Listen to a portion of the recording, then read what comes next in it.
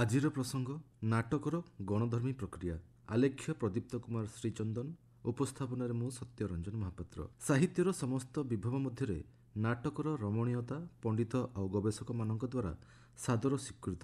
ଏକାଧାରରେ ଦୃଶ୍ୟ ଓ ଶ୍ରାବ୍ୟ ସାହିତ୍ୟର ଏକ ପ୍ରତିଭାଶାଳୀ ସୃଷ୍ଟିର ଭିନ୍ନ ରୁଚିର ଦର୍ଶକଙ୍କୁ ସନ୍ତୁଷ୍ଟ କଲା ଭଳି ଅନେକ ଉପାଦାନ ଯତ୍ନର ସହିତ ନିହିତ ଥାଏ। ନାଟକରେ ମଣିଷର ଅବସ୍ଥା, ସୁଖ ଦୁଃଖ ଓ ଜଗତର ଯାବତୀୟ ଜ୍ଞାନ, ଶିଳ୍ପ, ଯୋଗ, ବେଦ, ଇତିହାସ, ପୁରାଣ, ଶାସ୍ତ୍ର, ଆଖ୍ୟାନ, କଳା ଓ ସଂସ୍କୃତିର ଚର୍ଚ୍ଚା କରାଯାଇଥାଏ ବୋଲି ଦର୍ଶକଙ୍କର ମତ। ସେଥିପାଇଁ ଆଚାର୍ଯ୍ୟ ଭାରତ ନାଟକଙ୍କୁ ବିନୋଦ ଜନନମ୍ ଅର୍ଥାତ୍ ସମସ୍ତଙ୍କର ମନୋରଞ୍ଜନ କରିପାରୁଥିବା, ହିତୋପଦେଶ ଜନନମ୍ ଅର୍ଥାତ୍ ହିତକାରୀ ଉପଦେଶ ପ୍ରଦାୟକ, ବିଶ୍ରାଣୀ ଜନନମ୍ ଅର୍ଥାତ୍ ଶାନ୍ତି ପ୍ରଦାୟକ ତଥା ଧର୍ମ, ଯଶ, ଆୟୁ, କଲ୍ୟାଣ ଏବଂ ବୁଦ୍ଧି ଉତ୍ପନ୍ନକାରୀ ଏକ ଦିବ୍ୟ କଳା ରୂପେ ବର୍ଣ୍ଣନା କରିଛନ୍ତି। ନାଟକ ଏକ ମଧ୍ୟମଧର୍ମୀ ସାହିତ୍ୟିକ ପ୍ରକ୍ରିୟା। ପ୍ରାଚୀନ କାଳରେ ଏହାର ପ୍ରଦର୍ଶନ ପାଇଁ ରଙ୍ଗମଞ୍ଚ ହିଁ ଏକମାତ୍ର ମାଧ୍ୟମ ଥିଲା। ପରବର୍ତ୍ତୀ କାଳରେ ବିଜ୍ଞାନ ତଥା ପ୍ରଯୁକ୍ତିବିଦ୍ୟା କ୍ଷେତ୍ରରେ ହୋଇଥିବା ଅଭୂତପୂର୍ବ ବିକାଶର କାରଣ ହେତୁ ରଙ୍ଗମଞ୍ଚ ବ୍ୟତୀତ ନାଟକର ସମ୍ପ୍ରେଷଣରେ ଅନ୍ୟ ଗୋଟିଏ ମାଧ୍ୟମ ମଧ୍ୟ ଆବିଷ୍କୃତ ହେଲା, ଆଉ ତାହା ହେଲା ଶ୍ରାବ୍ୟ ମାଧ୍ୟମ।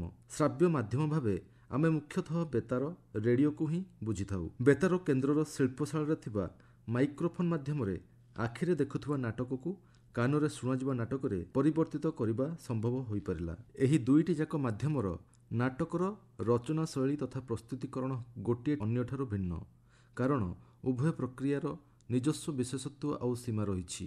ରଙ୍ଗମଞ୍ଚ ମାଧ୍ୟମରେ ନାଟକ ଦୃଶ୍ୟତତ୍ତ୍ୱ ପ୍ରଧାନ ହୋଇଥିବା ବେଳେ ବେତାରର ନୂତନ ମାଧ୍ୟମଟି ନାଟକକୁ ଶ୍ରବ୍ୟ ତତ୍ତ୍ୱ ପ୍ରଦାନ କରିଦେଲା ଏବଂ ତାକୁ ବେତାର ନାଟକ ବା ଧ୍ୱନି ନାଟକ କୁହାଗଲା। କାରଣ ଶ୍ରାବ୍ୟ ନାଟକ କେବଳ ଧ୍ୱନି ବା ଶବ୍ଦ ତରଙ୍ଗ ମାଧ୍ୟମରେ ଜନଗଣ ବା ଶ୍ରୋତାମାନଙ୍କ ପାଖରେ ପହଞ୍ଚିଥାଏ। ସଂଳାପ, ବାଦ୍ୟ ଆଉ ସଙ୍ଗୀତ ସାଙ୍ଗକୁ ସାଙ୍କେତିକ ଧ୍ୱନି ବିନ୍ୟାସ ଦ୍ୱାରା ସମନ୍ୱିତ ଏହି ନାଟକ ଶ୍ରୋତାଙ୍କର କଳ୍ପନା ଶକ୍ତିକୁ ଏପରି ଭାବରେ ସକ୍ରିୟ କରିଥାଏ, ଯାହାଫଳରେ ଶ୍ରୋତା ନିଜର ମନୋରୂପକ ରଙ୍ଗମଞ୍ଚରେ ଘଟଣାସ୍ଥଳର ନାଟକୀୟ ଉପକରଣ ସହିତ ଦୃଶ୍ୟ ସଜାଏ।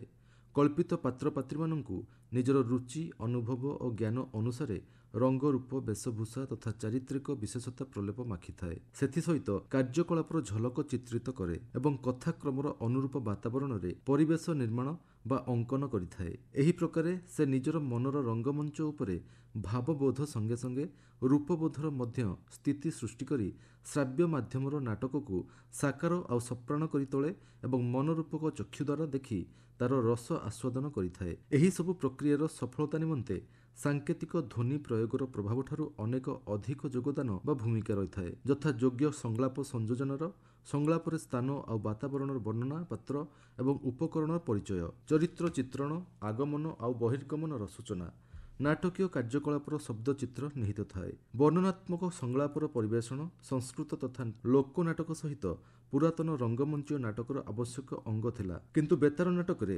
କଥନାକର କଳାତ୍ମକ ଅଭିବ୍ୟକ୍ତି ପାଇଁ ଏପରି ଶୈଳ୍ପିକ ନିୟମ ସନ୍ନିବିଷ୍ଟ, ଯାହାକି ରଙ୍ଗମଞ୍ଚୀୟ ଏକାଙ୍କିକା ତଥା ଗୋଟିଏ ସେଟ୍ର ନୂତନ ପ୍ରକାରର ପୂର୍ଣ୍ଣାଙ୍ଗ ନାଟକରେ ସମ୍ଭବ ନୁହେଁ।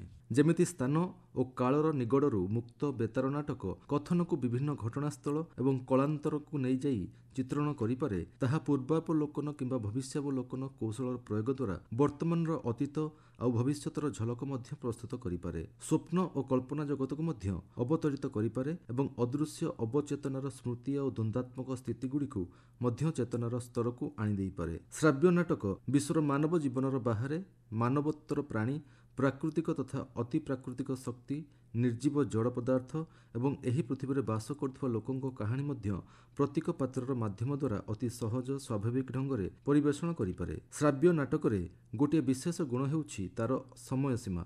ଶ୍ରବଣ ସହ୍ୟ ଆଧାରକୁ ଧ୍ୟାନରେ ରଖି ବେତାର ନାଟକ ପ୍ରସ୍ତୁତ କରାଯାଇଥାଏ।